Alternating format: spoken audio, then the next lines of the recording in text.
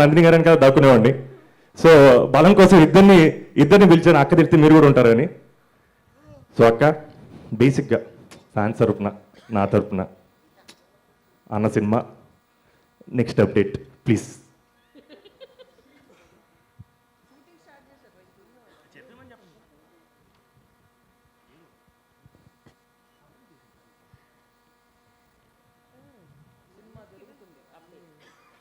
Cinema జరుగుతుంది. అది ఏ సినిమానో, ఏ షూటింగ్కి వెళ్ళారో ప్రభాస్ గారే చెప్తారు, లేదా విక్కీ చెప్తాడు. ఓకే, షూటింగ్ జరుగుతుంది డార్లింగ్స్, అది అప్డేట్. అన్న బేసిక్గా బయట చాలా నడుస్తున్నాయి, రకరకాలు రాసేస్తున్నారు. ఈసారి సంక్రాంతి రావడం మీరే సంక్రాంతి కేరళకి తీసుకెళ్ళిపోతున్నారని రకరకాలు రాస్తున్నారు. సో నెక్స్ట్ గురించి చిన్న అప్డేట్ మా అందరి కోసం. నిజం చెప్తున్నా, హానెస్ట్గా చెప్తున్నా, నా స్క్రిప్ట్ మీద ఒట్టేసి చెప్తున్నా, నా దగ్గర కంటే గ్రేట్ ఆంధ్ర మూర్తి గారి దగ్గర, నిశాంత్ గారి దగ్గర, అన్వర్ గారి దగ్గర, రాజేష్ దగ్గర, ఇలా చాలామంది ట్విట్టర్ని శాసిస్తున్న మన తెలుగు రిపోర్టర్స్, జర్నలిస్ట్ దగ్గర, ఇంకా వెబ్సైట్స్ హ్యాండిల్స్ దగ్గర, ఇన్ఫ్యాక్ట్ కథ కూడా ఉంది వాళ్ళ దగ్గర. సో సో నేను చూస్తున్నాను. సో దయచేసి నీ దగ్గర ఫోన్ ఉంది, ఒక్కసారి ఎవరికి ఫోన్ చేసినా మొత్తం డీటెయిల్స్ చెప్పేస్తారు. ఏంటమ్మా ఈ చివరికి అతని దగ్గర కూడా ఉంది. నిజంగానే కథ ఉందా మూర్తి గారి దగ్గర మీది? థ్యాంక్ యూ సో మచ్ అన్న, thank you being such a sport. Vicky వద్దని చెప్పారు. సో అజయ్ దగ్గర నుంచి స్టార్ట్ చేస్తానన్నా, ఓకే కదా? సో బేసిక్గా అన్న అది యాక్చువల్గా అది విక్కీ అని అడగాల్సిన ప్రశ్న, వంశం ఎలా రాలేదు. అదే రిలీజ్ డేటు ఫిబ్రవరి 14. కపుల్ ఫ్రెండ్లీ రిలీజ్ డేట్ కాదన్నా, విశ్వంబర రిలీజ్ డేట్ అప్డేట్లు అడుగుతున్నారు ఫ్యాన్స్. అది వంశనే చెప్పాలి. నేను ఆల్రెడీ లాస్ట్ ఇంటర్వ్యూలో కూడా చెప్పా, వంశం తప్ప వంశనే కరెక్ట్.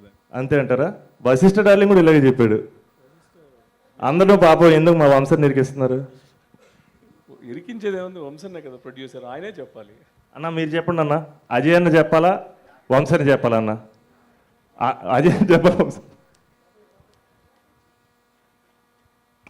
అనిల్ డార్లింగ్ చెప్పినట్టు మీడియాకే ముందు తెలుస్తుంది. థ్యాంక్ యూ అన్న, thank you so much. Vishnu అన్న, అన్న బేసిక్గా హాయ్ అన్న, మిమ్మల్ని కలవడం ఫస్ట్ టైమే, బట్ చాలా బెస్ట్ ఫ్రెండ్ ఫీలింగ్ వస్తుందన్న మిమ్మల్ని చూడగానే. అండ్ మీ హ్యూమర్ ఎంజాయ్ చేసే చాలా మంది, నేను కూడా ఒకడిని. నాకు కొన్ని టిప్స్ కావాలన్న యాక్చువల్గా. సో బేసిక్గా బ్యాక్గ్రౌండ్ ఏంటంటే అన్న, మన సినిమాకి ఏ సర్టిఫికేట్ ఇచ్చారట? ఎందుకు అడగండి. ఎందుకు? సినిమాలో ఏ సినిమా వల్ల కాదు, టైటిల్ వల్ల ఏ సర్టిఫికేట్ ఇచ్చారంట. అవునా? టైటిల్ వల్ల. Okay okay, couple friendly.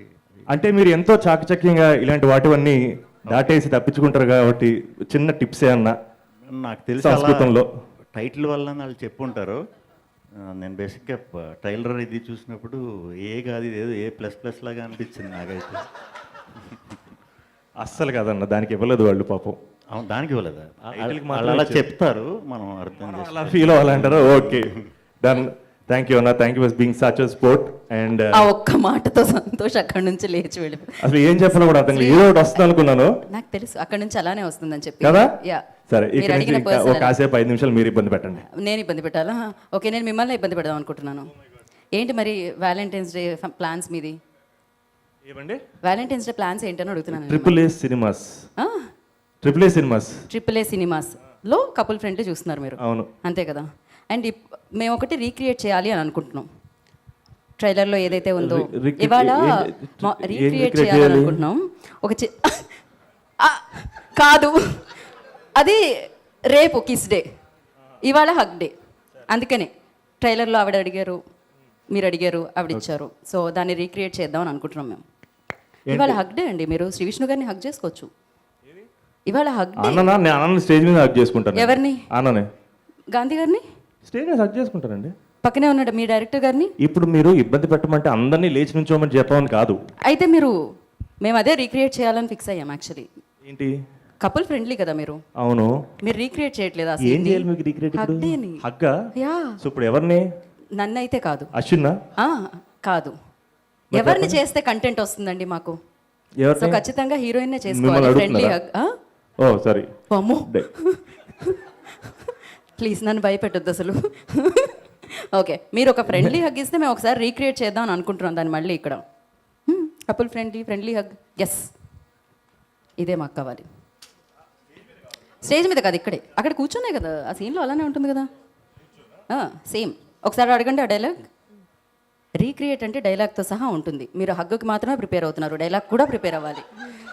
అంటే ఓకే, సీన్లో ఎవరెవరిని హగ్ అడిగారు? సీన్ చూడలే కదా మీరు? చూసాను. వెనకాల నుంచి టిప్స్ ఇచ్చారు కదా వాళ్ళు. Yeah, okay. బట్టి బట్టి ఇచ్చారు కదా? లేదు అలాంటి అసలు బట్టే బ్యాచ్ కాదు నేను. రెడీ అండి. ఒక హగ్ ఇస్తావా?